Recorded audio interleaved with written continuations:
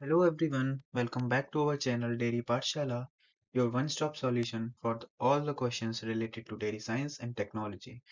तो आज के वीडियो में हम पढ़ेंगे drawing methods which are used in dairy industry और इसके साथ ही हम देखेंगे कि आखिरकार ड्राइंग होती क्या है और different methods of drying and then फिर हम देखेंगे कि आखिर कौन सा मेथड हमें यूज करना चाहिए डेयरी में या कौन सा मेथड मोस्टली यूज होता है।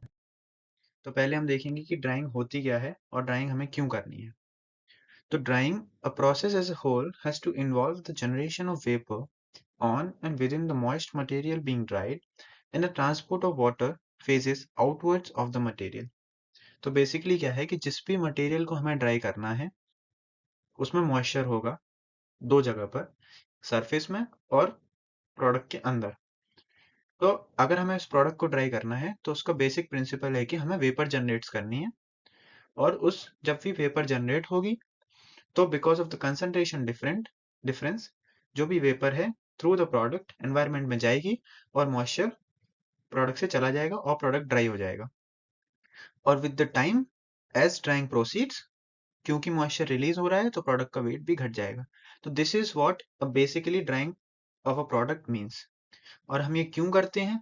तो इसका फर्स्ट और फॉरमोस्ट बेसिक रीजन है कि इनहेंस्ड स्टोरेज स्टेबिलिटी के लिए।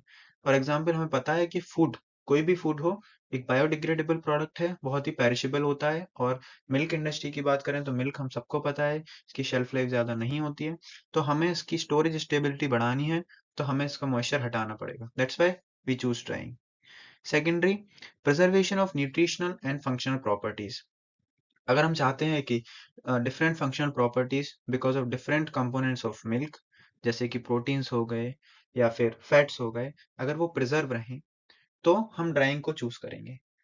थर्ड रहेगा facilitation of storage and transportation. अगर फॉर एग्जांपल हम मिल्क लेते हैं तो उसमें अराउंड 87% वाटर होता है, तो जो कि लार्ज स्पेस चाहिए होता है इसको स्टोर करने के लिए और ट्रांसपोर्ट करने के लिए। अगर हम इसी को 87% वाटर को रिमूव कर देंगे तो कम स्पेस में ज्यादा quantity of milk means dried milk को हम स्टोर कर सकते हैं, जो कि हमारी लॉजिस्टिक्स कॉस्ट को कम करेगा और ट्रांसपोर्टेशन कॉस्ट को भी कम करेगा।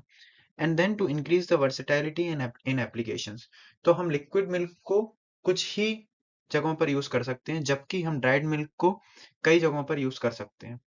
फॉर एग्जाम्पल काफी कन्फेक्शनरी और बेकरी प्रोडक्ट्स में ड्राइड मिल्क यानी कि मिल्क पाउडर का यूज होता है instead of whole liquid milk. तो इन कारणों से हमें ड्राइंग करनी पड़ती है।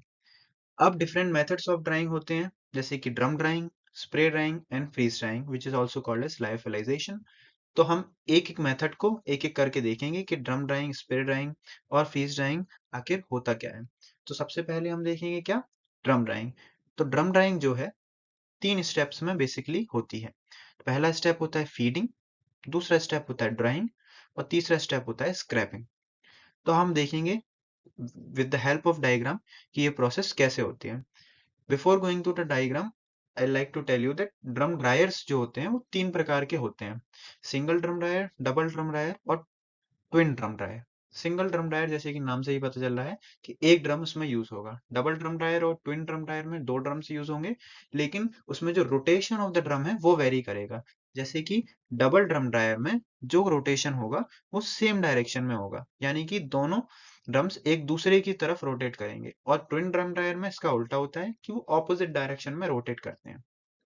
तो पहला स्टेप जो फीडिंग होता है, इसमें जो हमारा प्रोडक्ट होगा फॉर एग्जाम्पल मिल्क, हम इसको कंसंट्रेट करेंगे एक कंडेंस्ड फॉर्म में, जो कि हम एवेपोरेटर के द्वारा करेंगे और फिर उसको एक पतली फिल्म के रूप में ड्रम के ऊपर हम उसको फीड करेंगे। और फिल्म का जो थिकनेस होगा वो बहुत इंपॉर्टेंट है यहाँ पर, क्योंकि वही डिसाइड करेगा कि कितना लेवल ऑफ ड्राइंग हो रहा है। तो 0.5 to 2 मिलीमीटर जो थिकनेस होगा।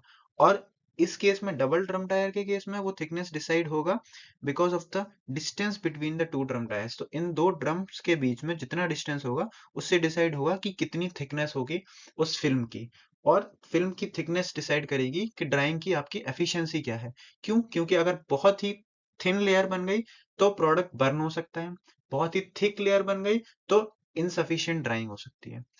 फिर अब इसमें ड्रम्स में अंदर की तरफ से हम स्टीम प्रोवाइड करते हैं, super heated steams up to 200 degree Celsius जिसका टेम्परेचर होता है, और हीट ट्रांसफर होता है दो different modes of heat transfers की वजह से। तो through the steam to the surface of the dryers, convective heat transfer takes place, and then from the surface to the layers of our wet slurry of our product, conductive heat transfer takes place.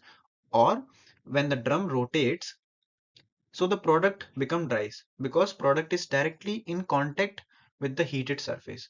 और 3/4 rotation होने के बाद last में एक scraper लगा होता है जिसको हम बोलते हैं क्या, डॉक्टर्स ब्लेड, जो कि ड्राइड प्रोडक्ट को एक केक के फॉर्म में स्क्रैप करता रहता है। और यहाँ पर एक कलेक्शन टैंक होता है या ट्रॉली टाइप का, आप कुछ भी बोल लीजिए, जहां पर वो केक, जो ड्राइड केक है, वो कलेक्ट हो जाता है और आगे इसको ले जाके मिलिंग को यूज करके, मिल्स को यूज करके उस केक को हम फाइन पाउडर्स में कन्वर्ट कर सकते हैं। और इसमें हमको 95% तक की एफिशिएंसी मिल सकती है, माने कि फाइनल प्रोडक्ट में मॉइस्चर अराउंड 4 to 5% होगा। अब हम देखते हैं ड्रम ड्राइंग के एडवांटेजेस और डिसएडवांटेजेस। तो एडवांटेजेस में हम देखेंगे कि जो भी प्रोडक्ट है, क्योंकि हम इसको बॉइलिंग के थ्रू एवेपोरेशन की प्रक्रिया को कर रहे हैं, evaporation process is taken through the process of boiling, इस वजह से क्या होगा कि जो भी प्रोडक्ट होगा वो हाईली पोरस होगा, माने कि प्रोडक्ट पोरोसिटी बहुत होगी उसमें। अगर हम मॉइस्चर दोबारा इंक्लूड करेंगे तो it will have good rehydration property, जो कि किसी भी ड्राइड प्रोडक्ट्स के लिए, जो कि प्रोडक्ट पाउडर फॉर्म में है, बहुत इंपॉर्टेंट है। क्योंकि अगर हम उसको किसी भी एप्लीकेशन में यूज करेंगे तो rehydration is one of the most important property which should be consider. So in this process, if we use drum drying for the drying process, good rehydration process takes place. Good rehydration property is shown by our final product. It also can dry viscous solutions that are difficult to dry by other methods. तो अगर ज्यादा viscous solution भी है हमारे पास तो उसको भी dry करने में ये सक्षम है। क्यों? क्योंकि हमें यहाँ पर ऑलरेडी एक फिल्म के रूप में फीड कराने हैं प्रोडक्ट को। तो फिल्म, ऑब्वियस सी बात है कि जितना ड्राई प्रोडक्ट होगा हम उतनी अच्छी फिल्म बना सकेंगे और उसका रेसिडेंस टाइम भी हम कंट्रोल कर सकेंगे। थर्ड, जो कि है हाई एनर्जी एफिशिएंसी, क्योंकि हम स्टीम प्रोवाइड करेंगे और उस स्टीम को जैसे ही वो हीट ट्रांसफर होगा तो वो कंडेंसेट में कन्वर्ट हो जाएगी और उस कंडेंसेट को हम दोबारा रीयूज कर सकते हैं। तो it is highly energy efficient also.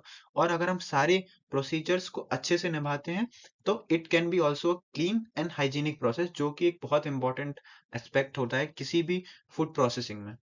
But it also comes with several disadvantages. The first one would be some products may not form a good film on the drum surface, making drying unsuitable. तो क्योंकि main step है thin layer का formation drums के surface पे, तो अगर कोई भी प्रोडक्ट, अगर मिल्क के अलावा हम कोई भी प्रोडक्ट यूज कर रहे हैं, या फिर मिल्क ही अगर वो सही तरह से कंडेंस नहीं हुआ है, जितना उसका रिक्वायरमेंट है अगर उतना नहीं हुआ है, तो वो अगर सही गुड फिल्म नहीं बन पा रही है, ऐसी लेयर नहीं बन पा रही है, 0.5 से 2 mm की रेंज में नहीं बन पा रही है, तो drawing will be unsuitable because residence time is more. और जो कि हीट सरफेस से डायरेक्ट कॉन्टेक्ट में है हमारा प्रोडक्ट, तो there is chances of scorching of proteins be imparted and also of colors because protein can be denatured, the milk proteins can be denatured। तो इसकी वजह से, क्योंकि डायरेक्ट कांटेक्ट में है प्रोडक्ट हमारे ड्रम्स हीटिंग सरफेस से, और रेसिडेंस टाइम भी,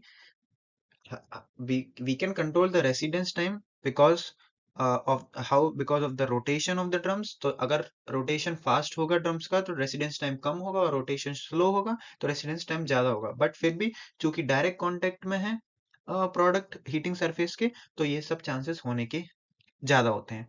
relatively low throughput compare to spray drying. Spray drying high large scale process को सपोर्ट करता है, लेकिन ड्रम ड्राइंग में इट्स नॉट पॉसिबल।